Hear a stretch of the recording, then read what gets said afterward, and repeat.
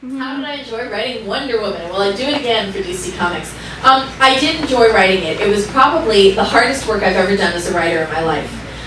It came about it in a pretty honest way. I had written The 10th Circle, which has a graphic novel embedded in it. And someone at DC Comics read it and said, gee, maybe she'd like to write Wonder Woman. And they wrote me this very nice email.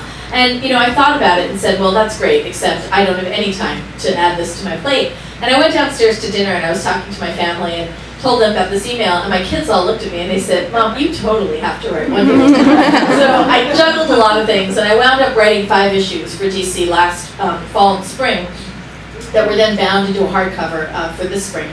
And you know, it was great in that it really forced me to stretch my range. It was challenging in that I've never had to deal with a character I didn't create. And you know, she's been around since 1941, and there are a lot of people, mostly men who live in their mother's basements, who get very upset when you mess with that character. And so, you know, I had to really walk a very fine line between how do I contribute to her and add my fingerprint to her without destroying what she's been. And so, and it was really fun. I'm very proud of the fact that I always will be the second woman to ever write that series since 1941, which is so cool. And I'm really, really proud of the way the series turned out. I love the themes that I brought to it, and the idea of having this, you know, archetypical fight with your mother. It just seems so perfect for any Wonder Woman. And I really like doing that. What really surprised me was how much fun I'd have collaborating with an artist as opposed to just doing it all myself, which is what writing a novel is. And the other thing that really surprised me was that you can't, like, you may not know this, but you can't just write Batman into your story.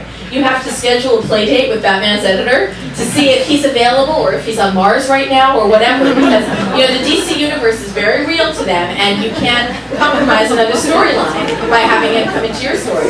So that was really funny to me. I actually wanted to hook up Wonder Woman and Batman, and they wouldn't let me. But it was fun. If they asked me to do it again, I would certainly consider it, because I had a really good time. But I think I'd need to see a couple extra months stuffed into the year first. Sorry, I love that question. What's next? I mean, it's not good enough that I just gave you a new book, right? Actually, I'm happy to tell you what's next. The next book will come out in 2009. It is actually finished now, but you can't get it any sooner. I'm sorry. It's being edited. And it is called Handle with Care. And it centers on a legal construct right now in this country. In about half the states in America, you can sue for wrongful birth if you wind up having a baby who is disabled, severely disabled.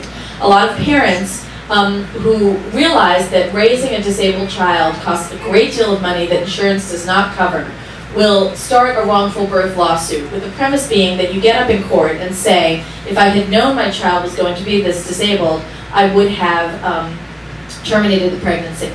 And as a result, many of these lawsuits end in million-dollar payouts. In my book, Charlotte O'Keefe is suing for wrongful birth because her daughter, Willow, has been born with osteogenesis imperfecta. That's more commonly known as brittle bone disease.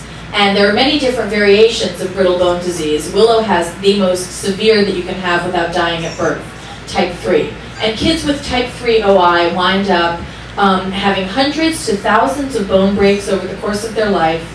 They have dwarf stature. They never make it much above 3 feet tall. They'll wind up with rods in their spines and their backbone, and in their thighs often.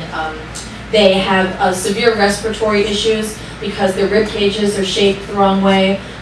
They have a very painful and compromised physical existence. But mentally, these kids are 100% there, which means when you stand up in court and say, I wish my child had never been born, she can hear you. And to complicate matters, the OBGYN that Charlotte is suing happens to be her best friend. So that's what's coming. Wow.